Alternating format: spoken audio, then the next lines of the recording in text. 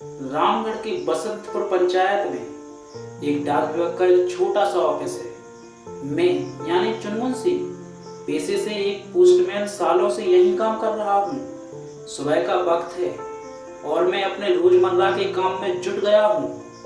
मैंने सोचा कि जरा देखूं तो आज मेरे हिस्से में क्या क्या आया है। देखने पर पता चला कि आज मुझे 2 मनी ऑर्डर, 3 ज्वाइनिंग लेटर और 40 चिट्ठियां लोगों तक पहुंचानी हैं। यह देखने के बाद मुझे लगा मेरी तो किस्मत ही चमक गई।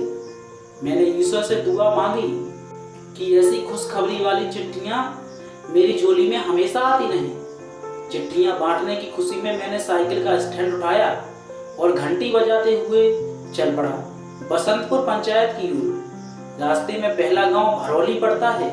यहाँ एक व्यक्ति को ज्वाइनिंग लेटर और 12 अन्य लोगों को चिट्ठियां देनी है। एक एक इंसान का पता और नाम मुझे जुबानी याद है। रास्ते में रमेश चाचा मिले। मैंने उन्हें सलाम किया तो उन्होंने सवाल दाग दिया, अरे चुनमुन, मेरे बेटे की कोई चिट्ठी या मनी ऑर्डर आई है क्या? जल्दबाजी में होने के कारण मैंने साइकिल रोके बिना कहा, चाचा अभी तक नहीं आई है, आप चिंता मत कीजिए, आते ही आपको बताता हूँ। यह बोलकर मैं आगे बढ़ गया। रमेश चंद्र के बेटे श्याम चंद्र का ज्वाइनिंग लेटर आया है, इसलिए मैं सबसे पहले उनके दरवाजे पर गया और बाहर से ही चिल्लाने लगा, अरे रमेश भाई कहाँ हैं, जल्दी आइए। इतने में अपने गमछे में मुंह छुपाते हुए रमेश चंद्र आए और बोले, अरे चुनमुन जी, आइए आइए, स्वागत है, बैठिए और बताइए क्या लाए हैं मेरे लिए।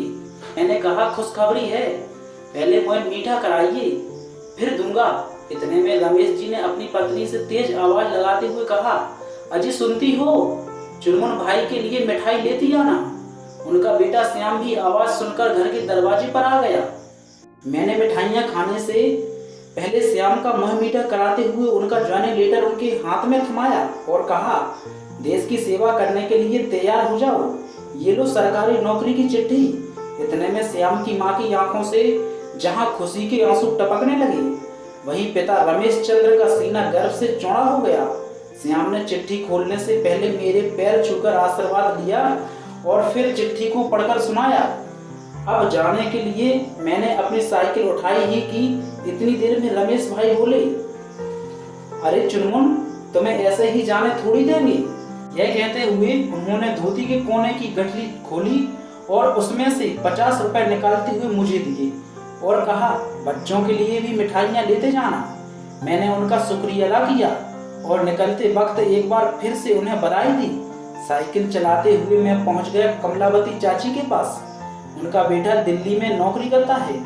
उनके दरवाजे पर पहुंचते ही मैंने तेज आवाज लगाई, चाची जल्दी आइए, मुझे गांव भर में चिट्ठियां बांटनी हैं। चाची लाठी लिए धीरे धीरे मेरी ओर चली आ रही है।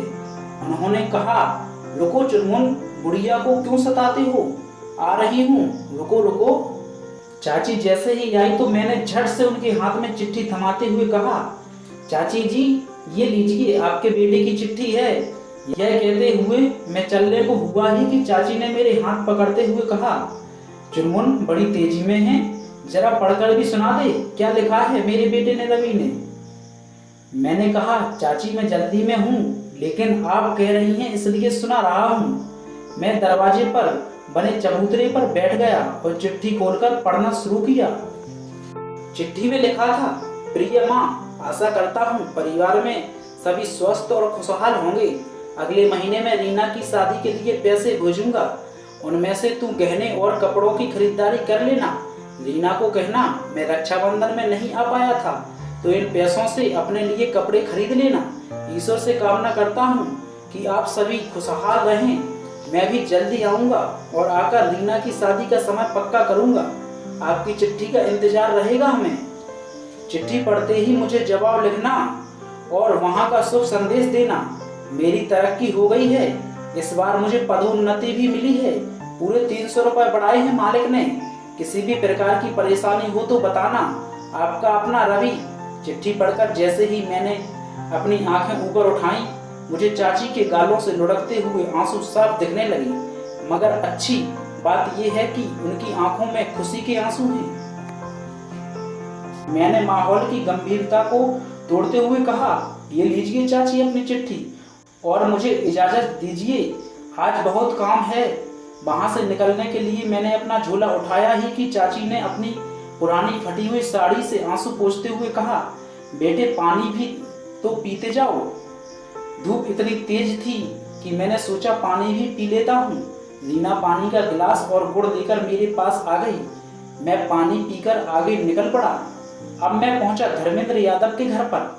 घर के बाहर उनका बेटा गाय को चारा खिला रहा था। मैंने कहा, अरे आकाश, पिताजी को बुलाना, मनी ऑर्डर आया है। इतना सुनते ही दौड़े दौड़े धर्मेंद्र अपनी धोती को पकड़ते हुए मेरे पास आ पहुंचे और बोले, भगवान का भला हो कि उन्होंने तुम्हें भेजा। कितने का मनी ऑर्डर आया है? उनकी आंखों की झिलमिलाहट देखकर मुझे काफी अच्छा लगा। मैंने कहा, चाचा 400 रुपए का, यहाँ अंगूठा लगाइए। चाचा की भीगी भीगी मुस्कान में भी मैं एक पल के लिए खो गया। उनके अंगूठा लगाते ही मैं जाने को हुआ, लेकिन उन्होंने मुझे 5 रुपए दिए और कहा, बेटे कुछ खा लेना। मैंने मना करते हुए कहा, चाचा रखिए, अभी आपको इन पैसों की ज्यादा जरूरत है, सब ठीक हो जाए तो बाद में दीजिएगा। धर्मेंद्र चाचा ने कहा, ठीक है बेटा, भगवान तुम्हें खूब खुश रखे। दरअसल चाचा की आर्थिक स्थिति मुझे अच्छी तरह पता है। असल में इनकी पत्नी हाल ही में चल बसी।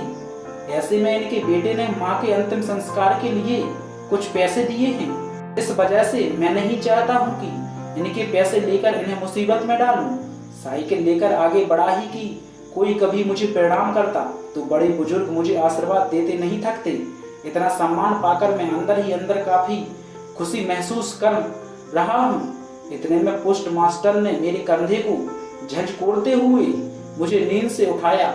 चुनमुन उठो, आज लोगों को चिट्ठियां देने नहीं जाना है क्या? भरे मन से मैंने कहा, जाता हूं सर, मैं तो बस पुराने दिनों के ख्यालों में खो गया था। वहीं चिट्ठी देने के बाद आपको आकर बताता हूँ मैंने कौन सा सपना देखा। पोस्ट मास्टर बोले, हाँ हाँ बताना, पर अब तुम जल्दी जाओ। मैंने सारी चिट्ठियां समेटकर बाइक स्टार्ट की और हेलमेट पहनकर निकल पड़ा अपने सफर की ओर। अब वसंतपुर पंचायत नहीं रह गई है, बल्कि स्मार्ट सिटी बन चुकी है। एक अपार्टमेंट के नीचे आकर खड़ा हुआ और लोगों से पता पूछने लगा, अरे भाई साहब, यहाँ रमेश श्रीवास्तव का कौन सा फ्लैट है? 10 लोगों से पूछा तो किसी ने नहीं बताया। इस वक्त मुझे वह मंजर याद आ रहा है जब गांव में मेरी साइकिल की घंटी की आवाज जैसे ही सुनाई देती थी। गांव के बच्चे पीछे पीछे दौड़कर मुझे हर घर तक बिना कहे छोड़ाते थे। तब के मुकाबले लोग आज ज्यादा हैं, सिटी भी स्मार्ट है, लेकिन मैं नादान अभी भी सालों पहले के समय में अटका हुआ हूँ। खैर, किसी के पता नहीं बताने पर हार कर मैंने उन्हें फोन लगाया। फोन रिसीव होने पर मैंने कहा, नमस्कार सर, आपके बैंक की तरफ से चिट्ठी आई है, मैं आपके फ्लैट के नीचे हूँ। उन्होंने कहा, ये बैंक वाले भी ना लेटर घर क्यों भेज दिया? मैंने कहा था मेल करने के लिए। लोगों की ऐसी जल्दबाजी देखकर मेरा दिल बैठा जा रहा है। कुछ घंटों पहले देखा सपना और आंखों के सामने चल रही हकीकत आपस में कितनी अलग है। एक समय था जब लोगों के पास वक्त और जज्बात दोनों थे, और आज दोनों ही नहीं है। जिस चिट्ठी को देने के लिए मैं इतनी उत्साह से निकला था, उस चिट्ठी की तो दूर सामने वाले इंसान को, एक इंसान के इतनी दूर तक आने की परवाह नहीं है। मैं सोच रहा हूँ कि वो पुराने दिन ही अच्छे थे जब लोग मुझे इज्जत के साथ सिर पर बिठाकर रखते थे। अब तो कोई पानी के लिए भी नहीं पूछता। क्यों, क्या इसी को तरक्की कहते हैं? हे भगवान, तूने हर किसी को तरक्की दी, पर मुझे ये कैसी तरक्की दी है?